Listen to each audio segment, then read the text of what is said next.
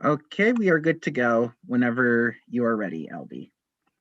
Okay, so welcome to the February 11, 2021 meeting of the Community Board 6 Health and Human Services Committee. My name is LV Barroso and I'm the chair of the committee. This meeting is called to order at 6:30 p.m. Tonight we are joined by Community Associate Brendan Burke. Members of the public, you can raise any questions or comments that you have through the Q&A feature of Zoom. If there is time following the committee's discussion, we will field questions from the public. Anju Suresh has volunteered to take minutes tonight. Thank you, Anju. You all should have received several emails from the board office with a link to a doodle sign-up sheet for minutes takers at your committee meetings in 2021. For your convenience, the link for this committee is also being posted in the chat right now.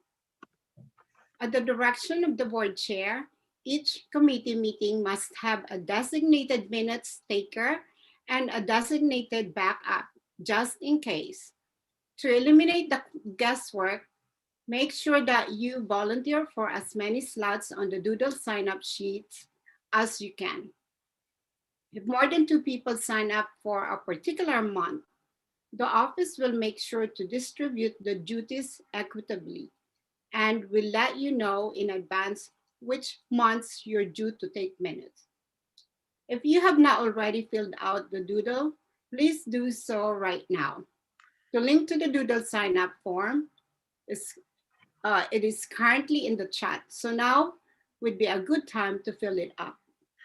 Just to interject, LV, it looks like Anju has not arrived yet, so it looks like you may need to either get someone else to take minutes or have me send the recording of this meeting to Anju, whichever you prefer. LV, I can take the minutes. That's no problem.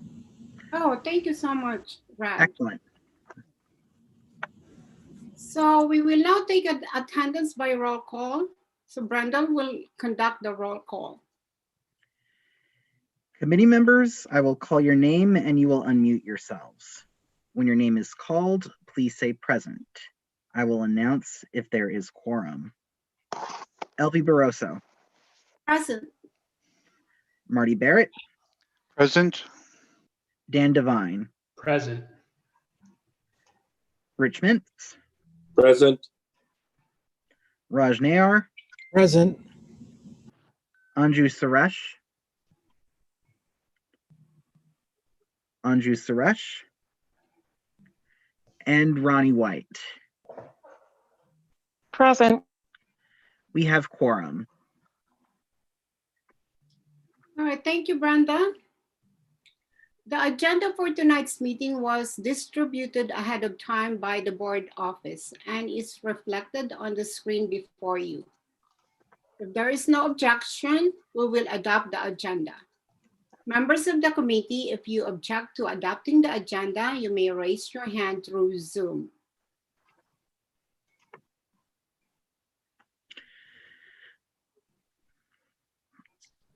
Okay, so seeing no objections, the agenda for tonight's meeting is adopted. So in order to conduct an efficient meeting, let's observe a few ground rules. No one may speak until granted the floor. Committee members, if you have a question about committee business or wish to make a motion, please raise your hand through Zoom. If you click the participants icon, the participants panel should appear and you should find the raise hand function there. If you still have technical difficulty, you may click the chat icon and relay your difficulty. The chat function should not be used for committee business or questions about agenda topics. All such remarks should be made on the record by raising your hand through Zoom. Chat should only be used to alert us to any technical difficulties you are having or to state in writing information like email address that was already stated aloud on the record during the meeting. When a committee member is given the floor to speak, I will identify you and you can unmute yourself so that you can speak. We are required by executive order to create a verbatim transcript of the meeting. So please keep your questions and comments succinct and germane to the discussion. Tonight, we have two presenters from Citywide and Manhattan branch of the Caregiver Services. Our first presenter from the Manhattan branch is Lillian Wu, the program director for Hamilton Madison House Caregiver Manhattan program. Hamilton Madison House serves people of all ages, ranging from children to older adults. Their caregiver program aims to help those caring for older adults or older adults caring for others. Our second presenter is Olivia Ann, the director for Caregiver Citywide Services. Please welcome them. Hi, everyone. Thank you so much. I will start sharing our little slideshow presentation that we put together for y'all. Okay.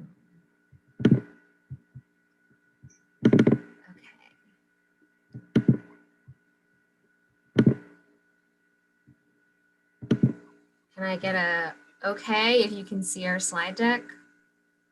Yay. Yep. Thank you so much for having us here today to present to you. We really hope that this program can be useful to those that you represent and advocate for in Manhattan Community District CD6. Caregiver Services Programs, again, is composed of our two programs, Caregiver Citywide, which is directed by myself, and Caregiver Manhattan, which is directed by Lillian. I'll let Lillian describe a little bit about our clients for caregiver programming. First off, I hope everyone is doing safe and well. I know these are still difficult times, but I think this is a good opportunity for us to share about a great service that we offer at Hamilton Madison House, because during these times, I think everything, as many of you guys know, everyday people have been stepping up and caring for their loved ones, whether it be family members, neighbors, friends, colleagues, people who are, maybe vulnerable and in need of care. And so our caregiver programs are to benefit informal caregivers. So I know that caregiving is a concept that might, be unfamiliar to some, but there are different types of caregivers, informal caregivers versus formal caregivers, such as nurses, paid home care, personal aid workers. The informal caregivers are people like you and I, people who are caring for, elderly, grandparents or parents or spouses, or even neighbors who are frail and living alone. It could be someone who is a partner, a relative, an adult child. It could be a community member, a friend. And in terms of formal caregivers, these are paid professionals like nurses, home health aides. And the thing that these people have in common as caregivers is that they regularly care for someone in need. So it could be a child, an elderly person, or even someone with disability. So care receivers are often people who are vulnerable, whether it be because of chronic illness or disability. Either it's a minor child under the age of 18, or an older person who is experiencing, illness or just becoming more frail, who needs ongoing assistance with activities of daily living, for example, bathing, toileting, mobility, eating, just basic everyday tasks.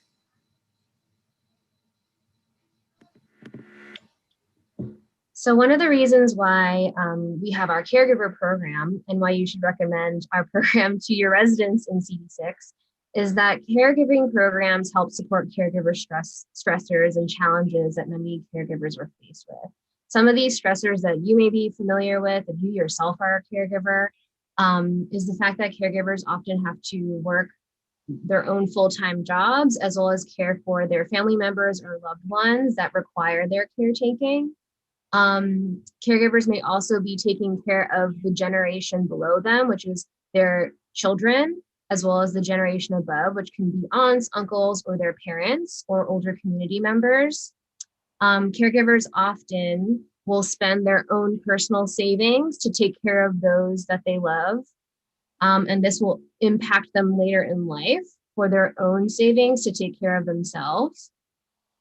And oftentimes, because caregivers are tasked with these responsibilities of taking care of their children, as well as their parents or other older adults in their community or families, this will often impact their social and mental health because of the stress that comes with caregiving, the responsibility, and sometimes the isolation.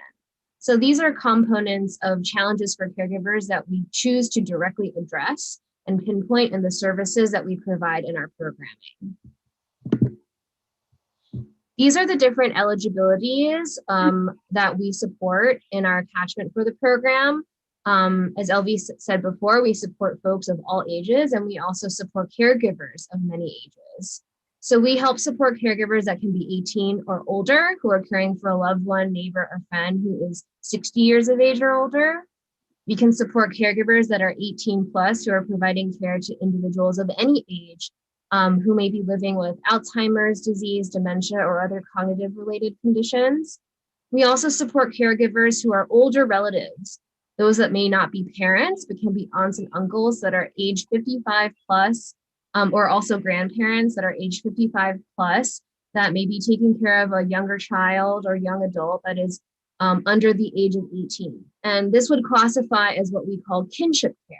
So this is an older adult that is not necessarily an adoptive parent or legal guardian, but a relative of someone who is 18 and younger under kinship care. We also support caregivers that are age 55 and older, who is providing care to someone that is the age of 18 to 59 that may be living with a disability or other form of activity of daily living that needs assistance. So this can be a caregiver who is a parent who is taking care of a child, 18 to 59, that may be living with a disability, a spouse who is age 55 plus, who is taking care of their spouse or partner that is 59 or younger. So we are able to take care of caregivers almost across any age, taking care of care receivers within any catchment that exists within this eligibility. And now Lillian will share more about the services we provide. So thanks, Olivia. So as Olivia mentioned earlier, caregivers are often very, very stressed and overwhelmed. A lot of times they are not really informed about what resources are available that might be of help to themselves and also to the ones that they care for. So one of the things we can offer is information about benefits and assistance with navigating resources that are valuable. So benefits and entitlements include like Social Security, sometimes food stamps or SNAP benefits, home care and long-term care options is something that we see a lot among our clients. So oftentimes, someone is caring for someone who is old, becoming more frail and declining in ability to sort of manage everyday tasks and in need of long-term care, but not necessarily able to access that because private pay home care, as you know, is very, very expensive. And people may not have the funds to pay out of their own pocket and may not even qualify for Medicaid, which is the only provider of long-term care at the moment. Because as you know, Medicare does not fund long-term care. It's really just Medicaid. So we can provide information about how to qualify for Medicaid, either through a surplus and an income pool trust if one does not meet the eligibility criteria. And we can talk about, ways that, people can explore different options for home care. Support groups is really important because caregivers often don't have a network of people around them that they can talk to about what they're going through. So it's very important that they are able to connect with others who are in a shared role so that they can get mutual support, they can vent, they can talk about common concerns and common issues and be of support to one another. For caregivers who may, want that individual space, private space to talk about what they're going through, We have care specialists who speak different languages. On my team, we speak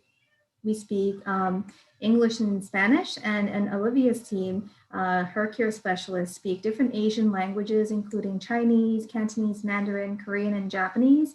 And these are trained, experienced care specialists who can provide individual supportive counseling to help caregivers feel more empowered in their role. Additional services include trainings. Oftentimes, caregivers are not really able to take time to care for themselves, and so self-care is very important. We have exercises including yoga exercises, maybe how to alleviate tension, how to practice guided meditation or deep breathing exercises that may be helpful to manage the stress. Also, topics that may be of interest for caregivers include health and wellness for themselves or their loved ones, nutrition, helping their loved ones eat healthily and maybe adapt to a certain diet that might be beneficial to their conditions. Learn how to help their loved ones manage activities of daily living. So whatever topic that presents as an interest, we can see to consulting a specialist and inviting guest speakers to speak on that topic and to further empower caregivers in their role.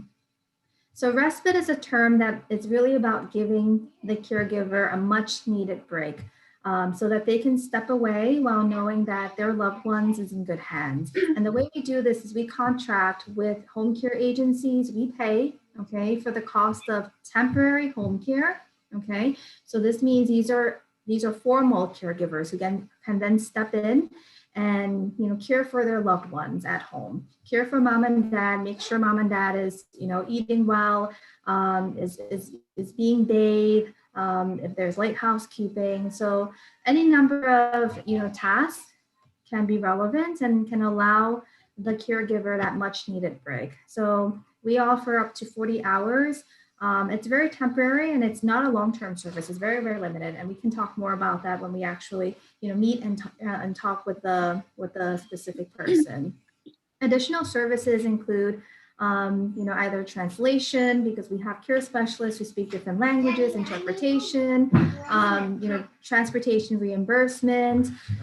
We also have limited financial assistance that we can provide for caregivers who are experiencing financial, difficulty, or maybe they just need a little bit of help because they're coming out of pocket to, maybe buy groceries, pay for equipment.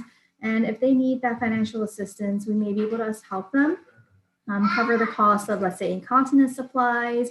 In these times, we've been doing a lot of grocery delivery because the caregivers are not always able to go, to their loved ones' homes and help them with, weekly grocery shopping or et cetera. So we can, purchase groceries, order them online, get those delivered.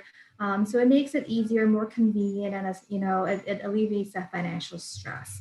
So there are different services that we can apply to alleviate the overall stress for a caregiver and to indirectly support care receivers as well. Thank you, Lillian. So as we expressed before, and what is helpful in our programming is we have a lot of language access available.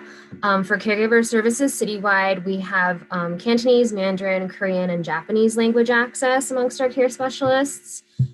And for caregiver services Manhattan, there is English language access and Spanish language access. This is some of our virtual programming, just to give you like a little preview of the stuff that we've been able to provide during the pandemic. All of our programming is over the phone or over Zoom. With this in mind, a lot of our care specialists have done a lot of technological training assistance to older adults where, virtual connecting is not necessarily as accessible for those with hard of hearing or hard of sight, especially with the very tiny, tiny icons on like phones and computers. So our care specialists are very patient with older adults that are getting integrated into learning how to receive care and connect in community over digital means. We have this really wonderful Tai Chi class photo that one of our care specialists, Sunny, conducted. this past year in Mandarin, and you could see our older adult care giver and receiver clients enjoying some light stretching and fitness fun with new digital friends. Oh, this slide didn't come through. These are just a few. Let's see if the next one works. These are a few other flyers of our programming that we offer in terms of training and support groups and workshops. We do like exercise, nutrition workshops, affinity support groups for different caregivers of different identities.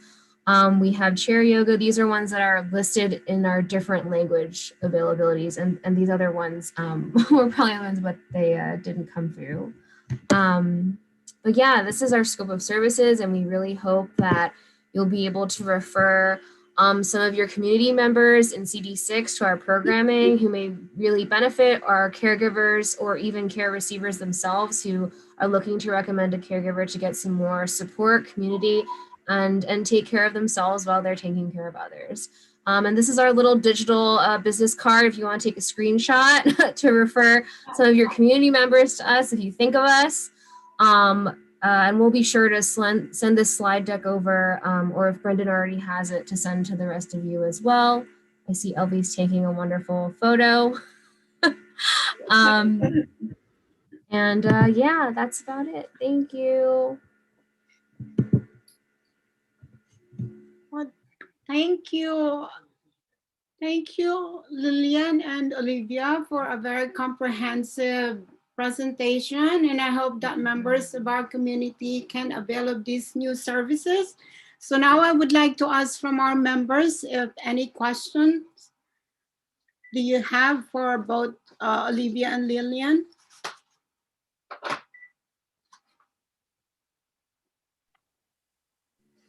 And all programming is free. Huge major information. All programming is free. Yeah, actually, that's what I want to ask. So everything is free. Wow. But you mentioned that it's free for up to 40 hours. That's specifically for home health aid services. Oh, so the free component of that is the initial 20 to 40 hours of short-term care, if needed, for us to help provide that support for folks who are like just kind of getting into what is caregiving, how do I connect, the person that I'm caring for to a home health aide. We help folks who are just starting to open that journey of like what is like bringing in home health care, to provide that initial 40 hours free of cost for them to understand the concept, get the hang of it. I'll let Lillian explain more if she has anything to add. Yeah, so for respite, we can provide the initial 40 hours of, respite or home care. We can use the term, interchangeably, because it's respite for the caregiver, but it's home care for the care receiver. So it's benefiting both people at the same time. So we're very clear about what we can offer and also our limitations, because we're paying and we have a limited budget that can pay for X number of hours. So we can only extend 40 hours. But let's say there's a scenario where this person has already reached the maximum 40-hour of respite or home care services, but it just so happens that the care receiver, who's, let's say, an elderly man, fell and is in the hospital and is about to be discharged back home, and he's living alone. There's no help that he has, and the caregiver, maybe his son lives in another borough and just wants a few more hours so that he can get back on his feet. So these situations we look at critically, and we see if there's budget. Enough of a budget that can allow us to extend a few hours. So we do treat it as a case-by-case scenario. And so we definitely operate from a person-centered, model. Let's see. I saw Ronnie had a question in the chat. Have you expected an increase for your services? Services overall, it's mostly a case-by-case basis. For example, respite services, a lot of our families have responded differently to respite. Some families don't want a home health aide in their home at this time, especially with other family members that are immunocompromised. So having a staff member who may be also seeing other families poses them at a risk for exposure. Other families where help is actually even more needed because they're being spread to caretake for other things, or due to also, like, as we all know, like financial constraints that have occurred due to the pandemic. They're looking for that increased respite, probably for these short-term, as Elaine said, case-by-case basis, of wanting these kind of hours that our program is able to fund in these instances. If someone's like on call or is taking up another per diem job last minute, and they're looking for a nurse to come in while the caregiver is taking on another source of income, freelancing per diem in this particular climate. Other services that have increased are definitely different affinity support groups that we've seen. More people want spaces to convene because of social isolation, particularly care receivers. So that's been definitely a demand that is kind of incomparable versus how we used to function in person at the community center. Other increased expenses is folks who are being placed in financially straining situations. Our supplemental services, where we're able to provide more financial assistance on items that are not covered by Medicaid or et cetera and beyond, we've had more requests to help with that. And we've kind of become an emergency relief resource in many aspects for caregivers, purchasing supplies, for example, that they need for their care receivers. And Dan, I saw you had your hand up for a question. Yeah, it sounds awesome. And I actually recently went through kind of trying to find care for my father. And there's so many amazing resources. It was just very decentralized. So I'm just curious kind of about how people find out about your services, and usually kind of what's the intake process for somebody who has a parent or a loved one that they want to help out to better understand where to go. And then, what does that look like in terms of funneling them to the right resources? Father is in touch with and connected with services, or if not, we can talk after this. So we get many different referral sources, and this is also our objective and our intention in sort of sharing our information and doing these presentations, is to engage the community and make the community aware that caregivers are everywhere. You and I can be caregivers and may need help, but may not necessarily reach out because we're not aware of resources. So we are definitely trying to outreach and connect to different organizations, different institutions as best as possible. We're funded by Department for the Aging. So a lot of times people may not directly call us, but may call Department for the Aging because they're looking for information, or they'll call 311, or they'll call New York Connects, and they'll somehow get connected to us, which is great because we need all the help we can to be able to, make caregivers informed that they don't need to do this alone, and it's really important that they sustain and they, feel empowered in their role, because their loved ones are caring for them, and we want to make sure that they don't become overwhelmed and burned out. So that's why we're here. Right. And do you think is it a matter of, is it a bigger problem kind of having people be able to find you, or is it a bigger problem with staffing and being able to provide the resources? Or are they both?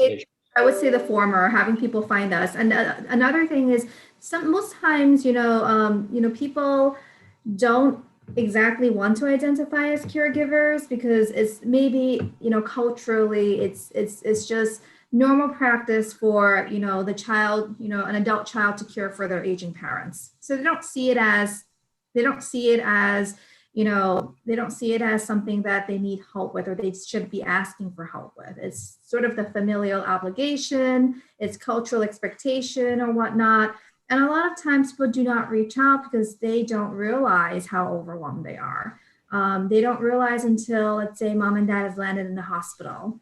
They don't call until they reach a point of crisis. So we see that. We do see that as well. So I would definitely say the former. I don't know if Olivia, you wanted to share. Bring up a really great point, Lillian, that not a lot of people know to identify themselves as a caregiver. So even in the process of looking for resources, they won't really type in the search term like caregiver resources.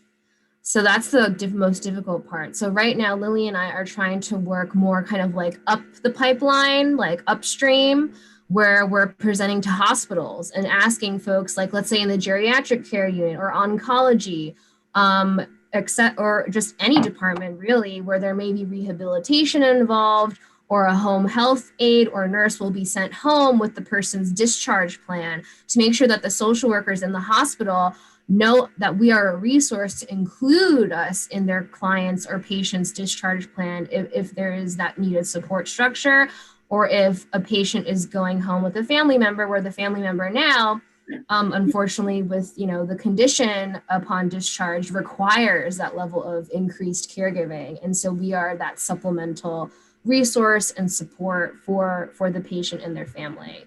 You know, also making huge efforts here, trying to reach out to communities and districts that we're able to serve in our catchment funding is super important.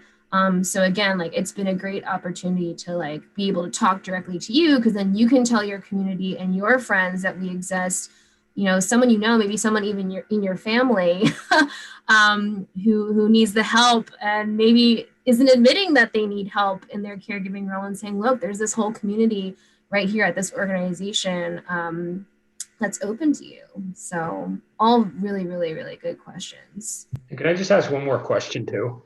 So yeah, because and again, it's not, he doesn't live in New York, but I spent a couple of days, I made a million calls, and it's so fascinating to even try to get up to speed on the language. Do you work with care managers in terms of people who will kind of be directing the overall services for people, or or do you kind of act as a care manager and then refer out to more specific services as they're needed? How does that really, like, where do you fit in that pipeline? So there's a little bit of overlap. So if your question is asking about like a care manager or a social worker that specifically is working with the older person, the older adult, is that what you're referring to? Yes. Like a social worker that, you know, directly communicates with like your father and, you know, follows up and helps him to access resources or benefits. Is that what you're asking Exactly. about? Sort of Yeah, somebody. Yeah, go ahead. Yeah, so our care specialists are able to communicate directly and do communicate directly with both the caregiver and the care receiver. And a lot of times they're very informed about what the resources are. So they will, you know, be able to explain, let's say to your father, you know, these are what long-term care options are available, or based on your income currently, you may not currently qualify for Medicaid, but, you know, the way to go about it may be a surplus and income pool trust. And, you know, at points where we're not as expert in terms of advising, we can say, you know, it's best that you consult with an attorney if you feel more comfortable sort of, you know, talking about your assets or your income with, you know, someone who's, you know, who's expert in that field before you make that decision, because we want you to make an informed decision. Does that make sense to answer your question? Yeah, definitely. Okay, any other question from our committee members?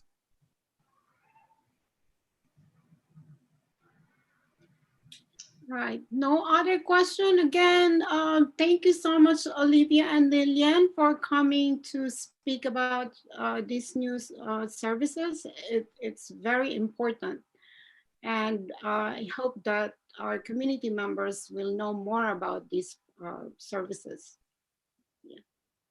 Thank you so much for having us, and thank you for the questions. Feel free to be in touch if you ever want to, you know, ask a few more questions, or if you want to consult about maybe someone that you're caring for or someone that you know who might, you know, want some added support.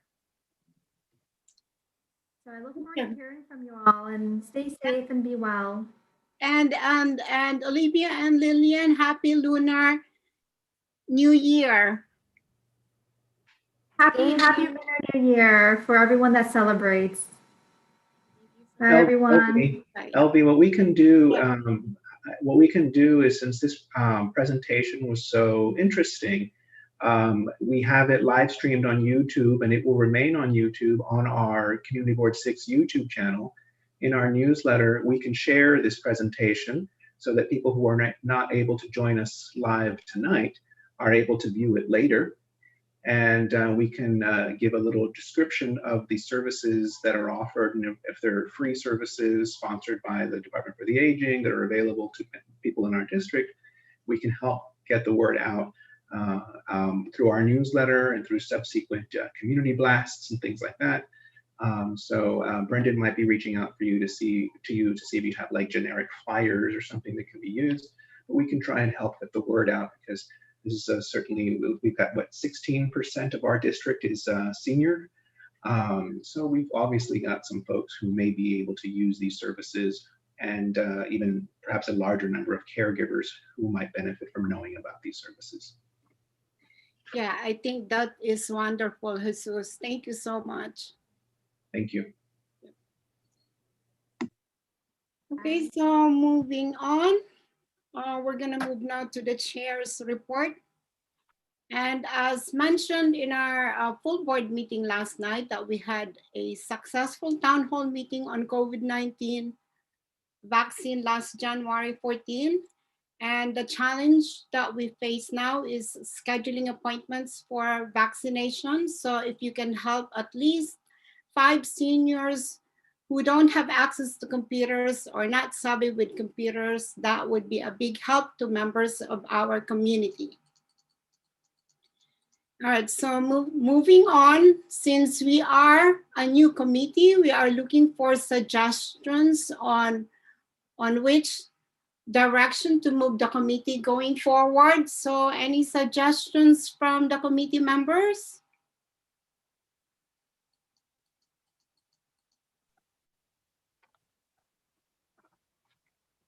Hi, LV. Hello, Happy Lunar, Ronnie. Happy Lunar New Year. Same to you. Thank you. That is really intriguing. Would you, could you please talk more about maybe any sort of direction that you were thinking of?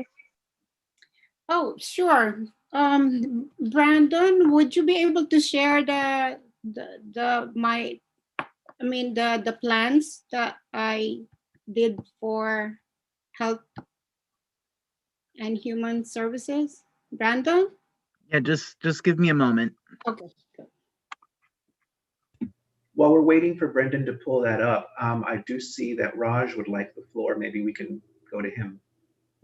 Yes. Hi, Elvie. Actually, piggybacking off your request, and you were mentioning about helping seniors register for to get the vaccine, and I've noticed that issues happen in my building. I've actually been working with a couple of my neighbors, and it is a challenge. And I was wondering if, as a community board, is there something that we could do? Understanding that there's personal information involved. So, that's one of the things that the ones that I'm able to help are my neighbors on my floor and people that I'm familiar with, because they're comfortable sharing their birth date and all this other personal information with me. But as a community board, is there something that we could possibly do, even if it's maybe like having, just as an example, like if we can utilize our library space so that we can have computers available for people in the neighborhood to have like a window where they can sit down at the computer and just do their search, and if they're having difficulty, maybe there's like a library staff person who can, provide, do it, so long as there's comfort in sharing that type of information. However, we can, promote getting more people to register, because the complaints that I've heard are people who are trying and they're saying they logged, they tried, they can't get in, the system crashes. And so I'll sit at home and I'll say, okay, give me your information. And I'll just, try to register them, look for sites. I've had some success, not a lot, but it's like a small portion that I'm doing. But I'm wondering, as a community board, is there something we can do, especially since our district does have a large number of seniors? Yeah, I think that's a great idea. So Jesus, can we do that? We can see about reaching out to the public library to see, there are some of our branches that are closed, obviously, for public health reasons. We can certainly see, the office is pretty pretty strapped for time right now. But one thing we probably could do, if maybe one of the members of this committee would like to engage with the public library, we can provide a contact, and then maybe one of the members of this committee could perhaps reach out and see, well, what the public library system's appetite is for something like this. I'm happy to, if you provide me with the contact information, I'm happy to reach out to them and see if there's any interest on their side, or even if there's a possibility for them to do so. We can certainly do that. Yeah, Well, thank you. I'll have Brendan reach out to you offline and Okay. provide a contact, an intergov contact for the public library. All right, thanks. Yeah, thank you so much, Raj. Yeah, me too. That's what I've been getting, but it's hard because I need to get their date of birth. So it's hard for those that you don't know. So I was able to help those that I know and were willing to give me those information. So yeah, but if we have in the library, like probably just 2-3 computers for just checking to log on and get some appointments, that would be great. It looks like Marty Barrett would like the floor. Well, for one thing, in regards to the libraries, every year they come to the Parks Committee in regards to their budget priorities. So via the Parks Committee, we have specific contacts in the different libraries in our area. So we have the names and contact information there. So it's a matter of looking in the files for that. In prior iterations of this committee, the committee would invite people, say, from the community advisory group from Bellevue to come. We've invited individuals from the various hospitals to present. We could invite people from the Department of Aging to present. There's Department of Health and Hygiene. There are many avenues that the committee can take. It has tended to hold their feet to the fire of agencies that are within our area as to doing the right thing and getting the job done. So there are many areas that can be focused on. It's Health and Human Services pretty much is the entire population. As far as humans, well, I guess the youth services was put into somebody's committee. I'm not quite sure who at this point, but even the need for a community board youth individual. Back in the early 90s, it was analyzed that if a youth coordinator was given to each of the 59 community boards, it would cost all of $5 million.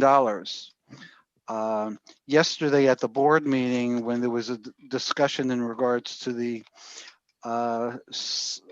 staffing, our budget priorities have always required more staffing for the board office, because at times it was terribly understaffed, as well as raises for folks like Jesus and the staff.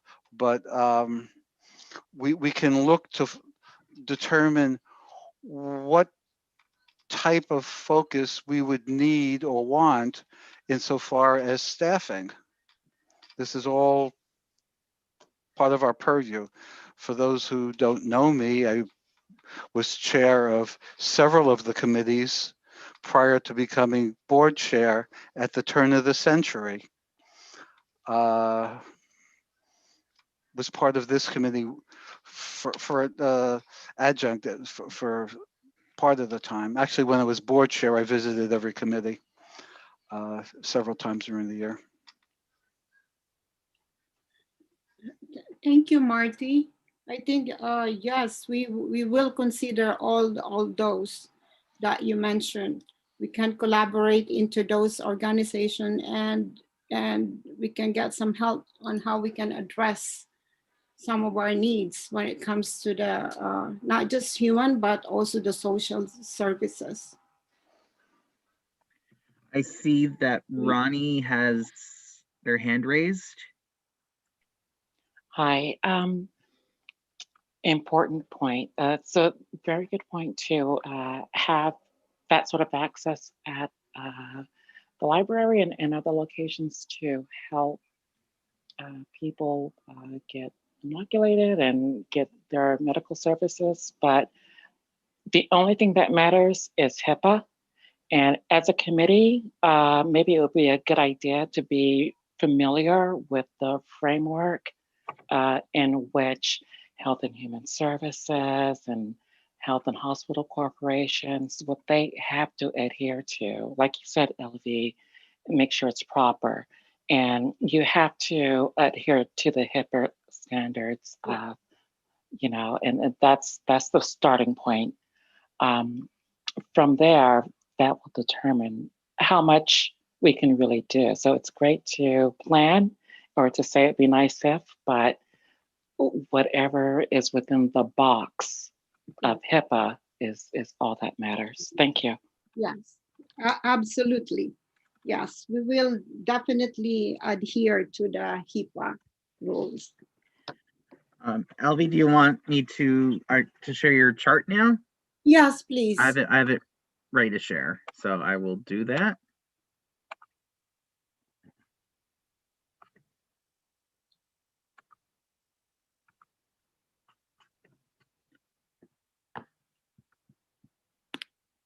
Does everyone see the print, or is it too small for anybody? Okay, so these are just plans for 2021 that will probably push to 2022. So I had identified 5 problems, and the first one is about the COVID-19 pandemic, and some of these were already addressed, like hesitancy on COVID-19 vaccination. We had the town hall meeting, which was successful. And right now, the second one is the difficulty in signing up for vaccine appointments. We can, we can probably address that right now with the help of some of your suggestions. And the third one is about the reported mental health issues related also to COVID-19. And so we invited somebody from the NYU Langone to give us presentation on mental health issues related to COVID-19. So that will be an agenda for March. And the second problem is about access to healthcare services. The problem is that we have poor access to seniors, poor access to healthcare services by seniors. And the objective is to create information and assistance program to help seniors on their representatives identify the access and use support services. And one of the intervention that I was thinking is to invite also somebody from this is the one that was addressed today. I'm sorry. All right, so we can move down, Brenda. So under the access to healthcare, so we want to have some increase in the use of the telehealth as an emerging method of delivering healthcare to seniors, and this can be an agenda for April. So the intervention can be to organize a virtual information system for seniors on the use of telehealth services, including appointment scheduling and referral processes for specialty care, urgent and emergent care, laboratory services, pharmacy, prescription, medical equipment, and follow-up visits. And so we can invite a speaker to come to us to provide probably a presentation or a training on telehealth. We can also create a list of health services for distribution in the community. And we can also monitor the number of telehealth utilization. The problem 3 is about access to social services. So our objective is to provide also a virtual health education seminars to seniors and families on available social services. So this is different from the previous one. The previous one is about health services, and this one is about social services. So the intervention can be also to organize a virtual health education seminars for seniors and families on social services that is available within our district. And we can also, to inform the public about these social services, we can create an inventory of social services available for distribution in the community. And this can be an agenda for May. And the 4th problem is about the nursing home care. So this is also within our realm of responsibility because of the poor care that is given in the nursing home. So our objective can be to conduct needs assessment on care provided in the nursing home. And we can develop this in form of a survey, and this can be an agenda for June and July. And also because of inadequate staffing in the nursing home, our objective can be to promote safe staffing in the nursing home, and we can support the bill on the safe staffing in the nursing home for Quality Care Act. And another problem is poor reporting on elderly abuse. And so our objective can be to promote reporting on elderly abuse. We can create an anonymous helpline for reporting elderly abuse. And the 5th problem, the last one but not the least, is that we do not have community health center within our district. For the last 10 years, we had a Chelsea Health Clinic. I'm not sure if any one of you knows about it. It's located at 9th Avenue and 28th Street. And that was closed for about 10 years now. And we do not have community health center within our district. So this will be a major project for us to set up a community health center within the district to provide preventive and primary care services, disease prevention, public education. Brandon, can you please move up? Brandon? Yep, I'm here. Can you move up? Move up to. I'm already down in the setting up of community health care. Yes. Okay. Yes. And that can also include mental health services such as screening and counseling, substance abuse counseling, and this can also serve as an important safety net healthcare delivery role for those with limited access to healthcare. And can you please move up? Move down. I'm sorry. No. More. Okay, so the intervention for this is we can request funding for a community health center, and we can collaborate with budget and governmental affairs and the strategic community planning in setting up of this community health center. So this can be a project for 2021 up to 2022.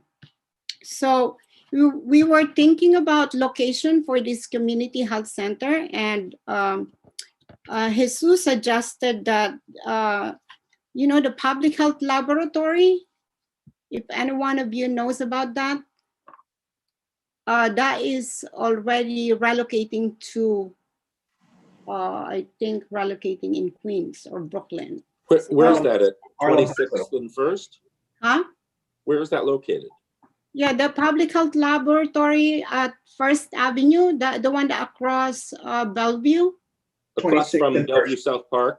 26th and 1st. Yeah, okay. Yes, 26th and 1st. So that is relocating to another place, and that will be vacated. So Jesus is looking forward to finding out if that can be available or that we can plan for that location to set up a community health center. So Does the Stein Center have any health programs that do you know of, or have anybody spoken with them? I'm not sure about that. I know that is a senior health center, and I know they offer some activities in there. They offer a lot of different programs. They've been Right. around for, I don't know, 50 years or so. It might not be a bad idea to invite them to see what they're up to. Right, but they don't really have health services like the health services. It's not a clinic, no. Yeah, they don't have. So, you know, it would be great if we can set up a community health center within our district. Yeah. I also see that Ronnie has their hand raised. Yes. Ronnie? Sorry about that. Excuse me.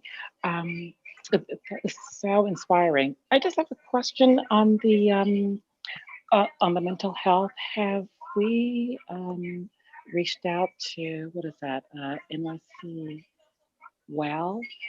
And another question I have is for the excuse me, what is that? Mental health? Yes, and also for the telehealth. Oh, telehealth. Yes. Yes. Yes. Of course, mental health. Have we reached out to NYC Well? And then for the telehealth, there are several systems, and I'm not for sure they all speak to each other. Was there a particular system in particular you would like to have us focus on? Thank you. Yeah, I think, Brandon, can you please focus on the telehealth? You're right. There are many programs under the telehealth. It's a big umbrella, and I was asking the office if we can get somebody to speak about this telehealth. Yes. For the mental health, we already have 2 speakers from NYU. But for telehealth, we do not have. So this is the one that we wanted to explore. And that can be included in the agenda for April. So we have time. I think we have time. On several of these items, we should convert them into budget priorities, both expense in regards to individuals who we would want to be hired in different capacities in different places, as well as capital, which a health center within our district would require. You know, that would be a several $1 million request, but the way CB6 has worked over the years, it often takes 5, 10, 20 years to get something done, but eventually gets done. So it's important to include this in our priorities, which are then conveyed to the board office, you know, and along with the district needs. Yes, I think that was so idealistic that I would like this to be in place just for this year and next year. It won't. It can't be. The budget for next year is pretty much done already. Okay.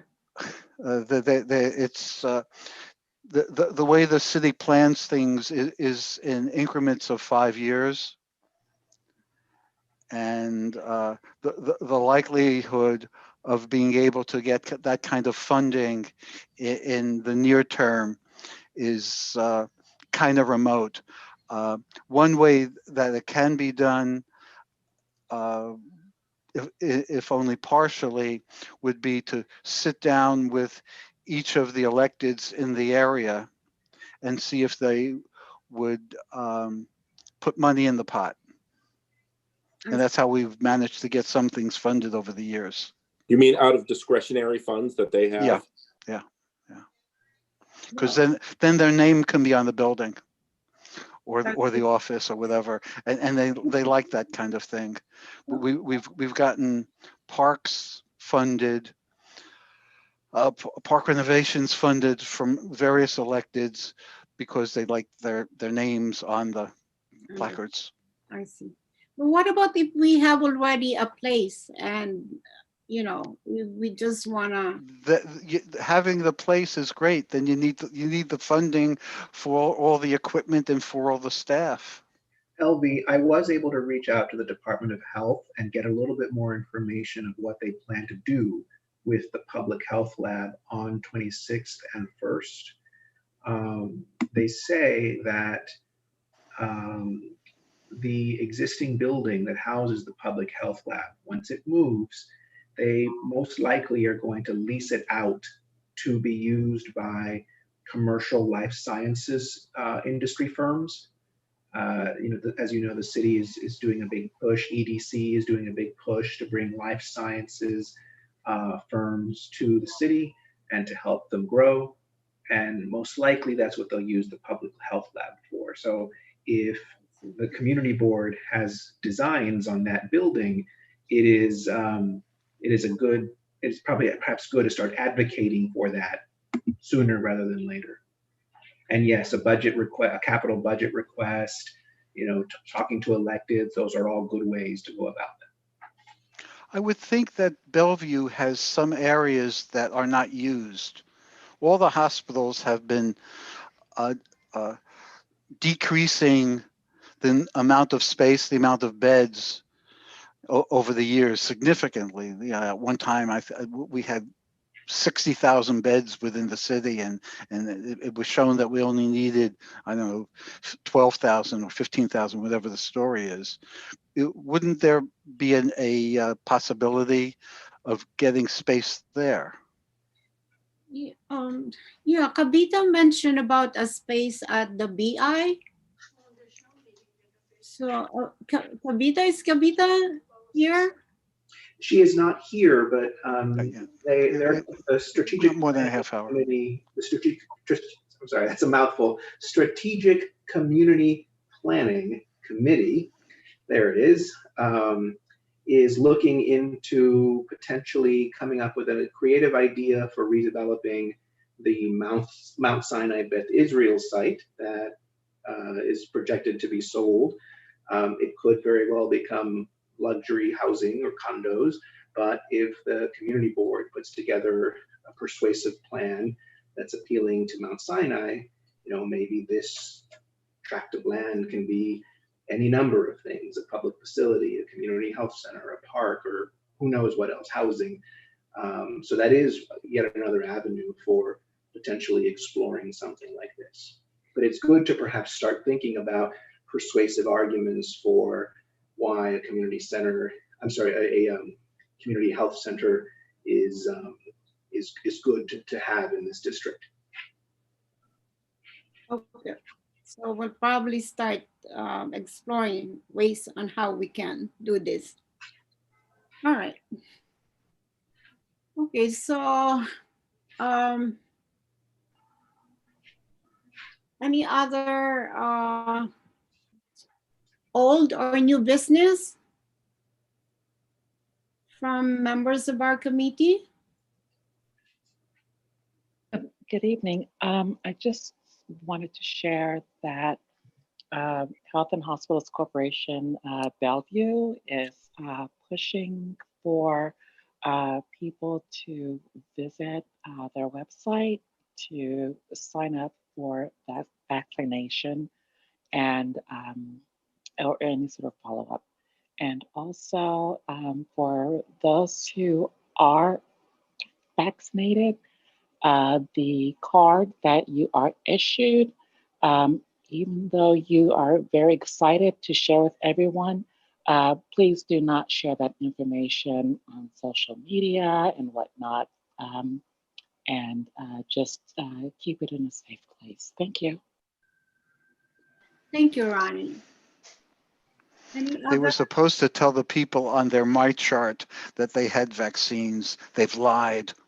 Because that was one of the places I've been looking endlessly for. But I'm getting my shot tomorrow. Oh, great. From Dwayne Reed. Oh, from Dwayne Reed. Well, anybody else among our members, if you need help getting the vaccine, please let me know. My wife needs it desperately, but only in a health facility. So by saying that Bellevue has something going, I'm going to call them. Thank you, Brandy. Yeah. Or your wife doesn't have any schedule yet? No, and being allergic to some of the components, her doctor only has said no pharmacy. So. Well, I'm going to be working this Sunday. I'm working at one of the pod at the Stanton, the Martha Valley Secondary School. I'm going to be there from 7 a.m. to 7 p.m. And if we have no show or leftover vaccine, if you know, you can call me. Okay, thank you. All right. Any other new business? That's it. So we are done. Thanks so much. So there are no objection. We will adjourn this meeting. Thank you. Bye. Second. Bye-bye. Okay, seeing no further business, the meeting is adjourned at 7:38 p.m.